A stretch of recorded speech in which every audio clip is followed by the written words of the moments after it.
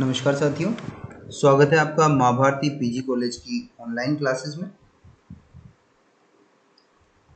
इस वीडियो में हम देखने वाले हैं हमारे पिछले वीडियो का जो पूरक कंटेंट है अलाउद्दीन खिलजी की साम्राज्यवादी नीति, जिसका उत्तर भारत में अभियान हमने देख लिया था। अब हम दक्षिण भारत में उसकी विजय के बारे में विस्तार से जानेंगे। BA part second year history unit first Alauddin Khilji. Alauddin Khilji का पार्ट फर्स्ट हमने देख लिया था, ये उसका पूरक पार्ट है, पार्ट फर्स्ट का ही पार्ट फर्स्ट ए। तो शुरू करते हैं। अलाउद्दीन खिलजी के दक्षिण भारत पर आक्रमण के उद्देश्य।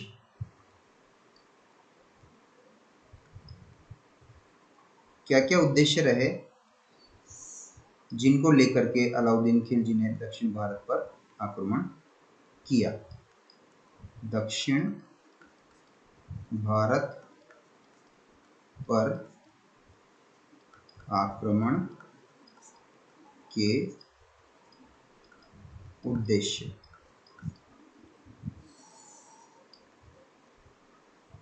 देखिए, सबसे पहला उद्देश्य नॉर्मली किसी राजा का दूसरे राज्य पर आक्रमण करने का होता है धन संपत्ति प्राप्त करना। धन संपत्ति प्राप्त करना। धन संपत्ति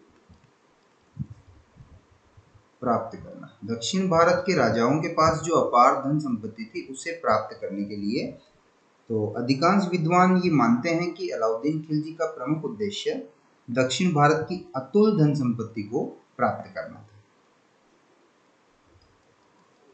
दूसरा कारण था आंतरिक दुर्बलता। किसकी आंतरिक दुर्बलता? तो दक्षिण भारत के राज्यों की जो राजनीतिक स्थिति थी वो शोचनीय थी। ये दक्षिणी राज्य पारस्परिक फूट, ईर्ष्या और वैमनस्य का शिकार बने हुए थे। इनमें आपस में ही ईर्ष्या थी, मतभेद थे, और इसका लाभ अलाउद्दीन खिलजी उठाना चाहता था, क्योंकि वो भांप गया था कि ये एक दूसरे से लड़ने में अपनी शक्ति को जाया करते हैं, व्यर्थ करते हैं, और इसका फायदा वो उठाना चाहता था। तीसरा, कर वसूली। कर वसूली। अलाउद्दीन खिलजी दक्षिणी राज्यों को अपने अधीन करके वहां से कर वसूल करना चाहता था, जिससे कि उसकी आय बढ़ जाए और उसका साम्राज्य ज्यादा मजबूत बने, और उसकी विशाल सेना को बनाए रखने के लिए, उनके भरण पोषण के लिए, वेतन देने के लिए उसके पास अतिरिक्त धन आ जाए। और चौथा उसका उद्देश्य था विशाल सेना को क्रियाशील या एक्टिव या व्यस्त बनाए रखना।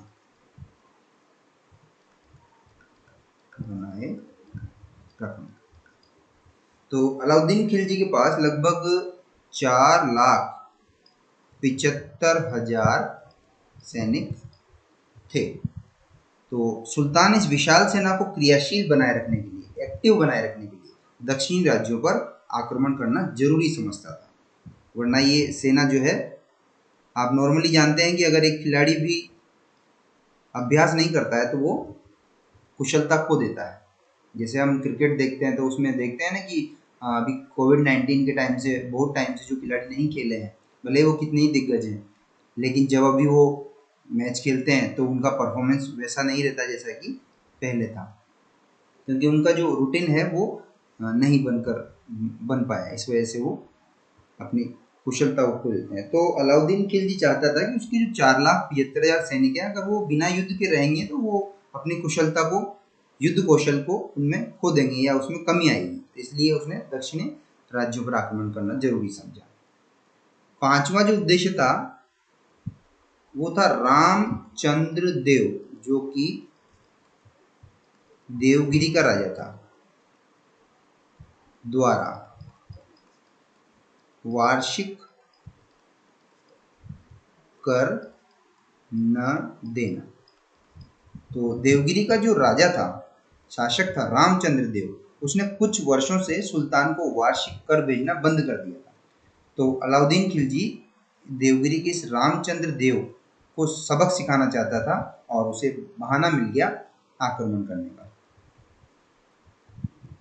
ये तो रहे कारण दक्षिण भारत पर आक्रमण करने के। अब हम देखते हैं अभियान, अलाउद्दीन खिलजी का दक्षिण भारत की विजय अभियान। किस किस राज्य पर दक्षिण भारत में उसने विजय प्राप्त की। सबसे पहले हम लेते हैं देवगिरी की विजय, जहां का राजा अभी हमने देखा रामचंद्र देव था। तो ये आक्रमण किया उसने 1300, ये अभियान किया 1307 से 1308 ईस्वी के मध्य। 1307 में अलाउद्दीन खिलजी ने मलिक काफूर के नेतृत्व में, सेनापति कौन था? मलिक काफूर, जिसको कि मैंने पहले के अलाउद्दीन खिलजी के वीडियो में बताया था कि इसे 1000 या 1000 दिनारी भी कहा जाता था, क्योंकि इसे अलाउद्दीन खिलजी के सेनापति उलूग खां और नुसरत खां ने अपने गुजरात अभियान के दौरान नीलामी में खरीदा था। दास था ये इसका। तो मलिक काफूर के नेतृत्व में 30,000 सैनिकों को देवगिरी पर आक्रमण करने के लिए भेजा इसने, और अलप खां जो था उसने राजा कर्ण बघेला पर आक्रमण किया। अल्प खां ये भी इसका सेनापति था, इसने कर्ण बघेला इस शासक पर आक्रमण किया दक्षिण में। और ये जो राजा कर्ण बघेला था ये अपनी पुत्री के साथ, कर्ण बघेला की पुत्री थी देवल देवी, इसके साथ जो है ये इस रामचंद्र देव के पास देवगिरी भाग गया, वहां पर जाकर के इसने शरण ले ली। अब बची कमला देवी जो राजा कर्ण बघेला की पत्नी थी, इसको इस अल्प खां ने पकड़ लिया और दिल्ली भेज दिया, जहां पर अलाउद्दीन खिलजी ने इससे विवाह कर लिया। तो मलिक काफूर ने देवगिरी पर आक्रमण किया और देवगिरी के शासक रामचंद्र देव को हरा दिया। काफूर ने देवगिरी को लूटा और बहुत से हाथी संपत्ति प्राप्त की और रामचंद्र देव को भी दिल्ली भेज दिया। तो अलाउद्दीन ने रामचंद्र देव के प्रति सम्मानजनक व्यवहार किया और उसे वापस देवगिरी लौटा दिया और उससे कर लेना स्वीकार कर लिया और अपने अधीन कर लिया। तो इस तरह से आप देखिए अल्प खां, दो बातें आती हैं यहाँ पर। अल्प खां ने सबसे पहले आक्रमण किया राजा कर्ण बघेला पर। इस कर्ण बघेला ने रामचंद्र देव के यहाँ शरण ली अपनी पुत्री के साथ। रामचंद्र देव पर मलिक काफूर ने आक्रमण किया और रामचंद्र देव को बंदी बना लिया। ये हुआ इसका देवगिरी विजय। अब आता है वारंगल विजय। वारंगल विजय 1309 से 1310 ईस्वी। जनवरी 1310 में मलिक काफूर ने वारंगल पर आक्रमण किया। यहाँ पर भी सेनापति मलिक काफूर ही था। मलिक काफूर ने आक्रमण किया और वारंगल के शासक प्रताप रुद्र देव, यहाँ पर शासक था प्रताप रुद्र देव। इससे प्रताप रुद्र देव ने शत्रु दल का, शाही सेना का बड़ी वीरता से सामना किया, परंतु अंत में प्रताप रुद्र देव ने सुल्तान की अधीनता स्वीकार कर ली और वार्षिक कर देना भी स्वीकार कर लिया। और इसके बाद लूट में प्राप्त हुई संपत्तियों को 1000 ऊंटों पर लादकर मार्च 1310 में मलिक काफूर राजधानी दिल्ली ले आया। उसके बाद आता है द्वार समुद्र की विजय। द्वार समुद्र की विजय ये 1310-11 का अभियान था। तो तो नवंबर 1310 में, नवंबर 1310, देखिए सबसे पहले दक्षिण में इसने देवगिरी पर आक्रमण किया, ये क्रम भी ध्यान रखिए इसका। उसके बाद वारंगल पर किया, फिर उसके बाद द्वार समुद्र पर किया। तो नवंबर 1310 में अलाउद्दीन खिलजी ने वापस मलिक काफूर, यही सेनापति था, इसके नेतृत्व में द्वार समुद्र पर आक्रमण करने के लिए इसको भेजा और फरवरी 1311 में मलिक काफूर देवगिरी पहुंचा। पहले साधन इतने तीव्र नहीं थे, तो नवंबर 1310 में निकला और फरवरी 1311 में पहुंचा। मलिक काफूर के आक्रमण का समाचार सुनकर वीर वल्लाल, जो यहाँ का शासक था, वीर वल्लाल,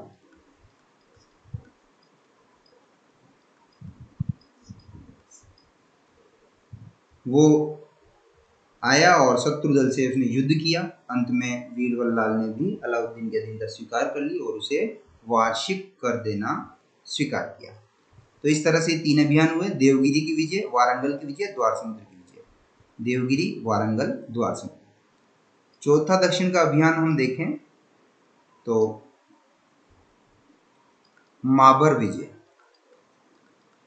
माबर विजय 1311 ईस्वी।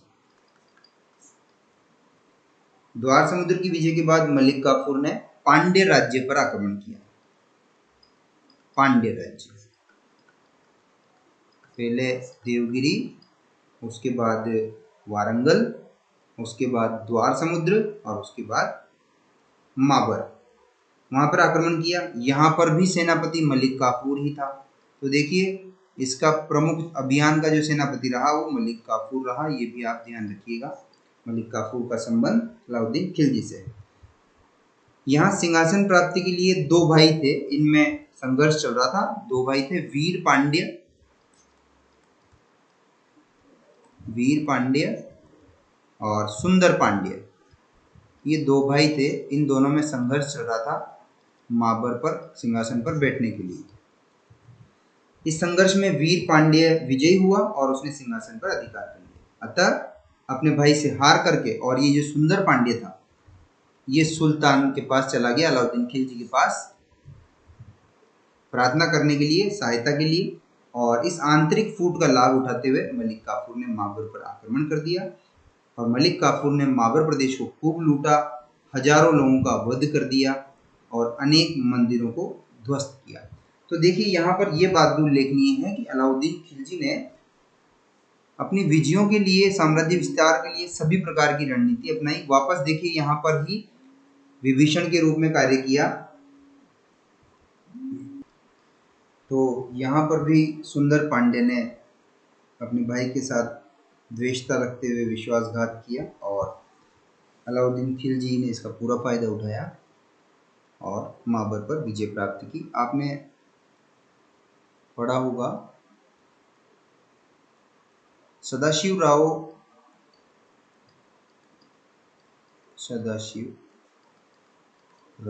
इसके विश्वासघात के कारण अंग्रेज झांसी पर विजय प्राप्त कर पाए, क्योंकि जब अंग्रेजों ने झांसी पर आक्रमण किया तो किला बहुत मजबूत था झांसी का, अंग्रेजों की तोपें भी काम नहीं कर पाई, उसकी दीवारों को नहीं तोड़ पाई। तो इस सदाशिव राव ने किले की ऐसी दीवार का भेद बताया जो थोड़ी अपेक्षाकृत कमजोर थी और जिससे कि तोपों से वो दीवार टूट गई और सैनिक प्रवेश कर गए, अंग्रेज सैनिक प्रवेश कर गए। तो विदेशी आक्रमणकारियों की विजय का एक प्रमुख कारण ये भी रहा कि जो देशी लोग थे उनके द्वारा विश्वासघात किया जाना। तो अमीर खुसरो बताते हैं कि मलिक काफूर को इस माबर विजय में 512 हाथी, 7000 घोड़े और 1500 मन हीरे मोती,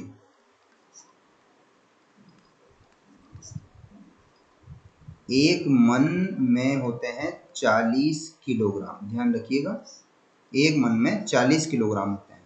तो 1500 मन हीरे मोती यहाँ से हाथ लगे और इस भारी लूटपाट के माल को लेकर के अप्रैल 1311 में मलिक काफूर दिल्ली लौट आया। उसके बाद इसने देवगिरी पर पुनः आक्रमण किया। एक आक्रमण तो इसने देवगिरी पर किया था 1307-1308 में, देवगिरी पर पुनः आक्रमण। तो पहला आक्रमण तो किया था इसने 1307-8 में, दूसरा अभी किया इसने 1312 ईस्वी में। तो 1312 ईस्वी में देवगिरी का शासक रामचंद्र देव, उसकी मृत्यु हो गई थी और उसका पुत्र था शंकर देव या सिंगन देव भी इसे कहीं कहीं पर इतिहासकारों के द्वारा कहा गया है। सिंगन देव ये इस समय शासक था। गद्दी पर बैठते ही उसने सुल्तान को कर भेजना बंद कर दिया और स्वतंत्र शासक की भांति व्यवहार करने लगा। अतः शंकर देव को दंडित करने के लिए सुल्तान ने मलिक काफूर को 1312 ईस्वी में एक विशाल सेना के साथ दोबारा देवगिरी भेजा।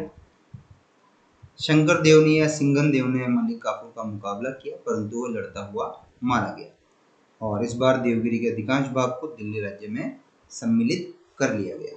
पिछली बार देवगिरी को दिल्ली राज्य में जब 1307-8 ईस्वी में आक्रमण किया था तब देवगिरी को दिल्ली राज्य में शामिल नहीं किया था, बस केवल वार्षिक कर प्राप्ति की शर्त पर ही उसे राज्य लौटा दिया गया था रामचंद्र देव को।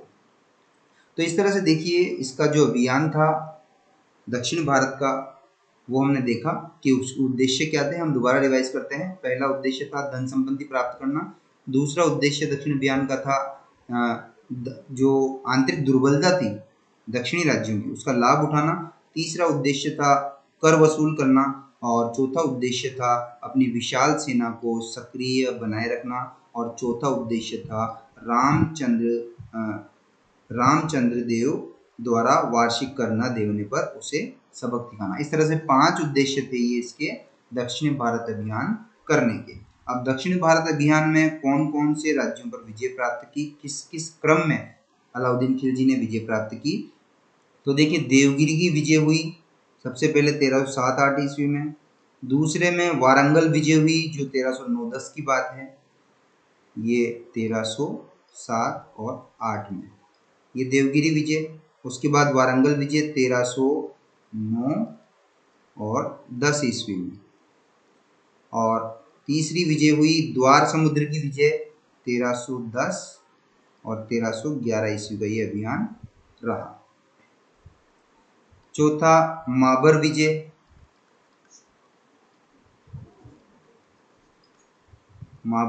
ये अभियान रहा 1311 ईस्वी का।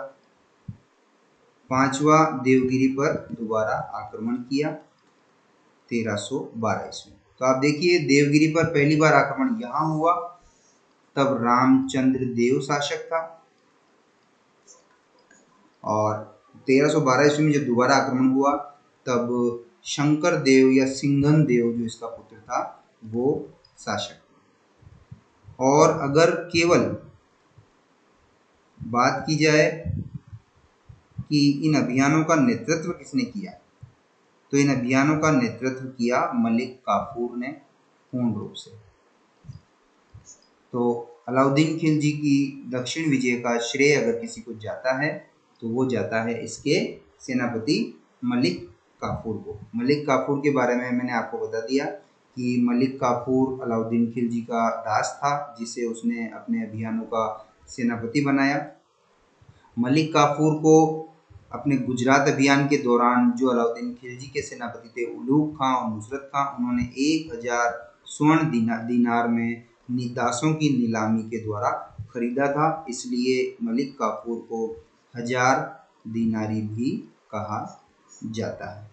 इस तरह से हमने देखा अलाउद्दीन खिलजी की साम्राज्यवादी नीति। इसके पहले के वीडियो में पार्ट 1 में हमने उत्तर भारत का अभियान देखा और इस पार्ट 1 के पूरक वीडियो में हमने देखा अलाउद्दीन खिलजी का दक्षिण अभियान करने के अलाउद्दीन खिलजी के क्या क्या कारण और उद्देश्य रहे और दक्षिण अभियान के दौरान अलाउद्दीन खिलजी ने 4 राज्यों पर 5 बार अभियान करके विजय प्राप्त की। इसमें से जो पहला अभियान था और अंतिम अभियान था, दोनों एक ही राज्य के हुए, देवगिरी में। तो मिलते हैं अगले वीडियो में, धन्यवाद।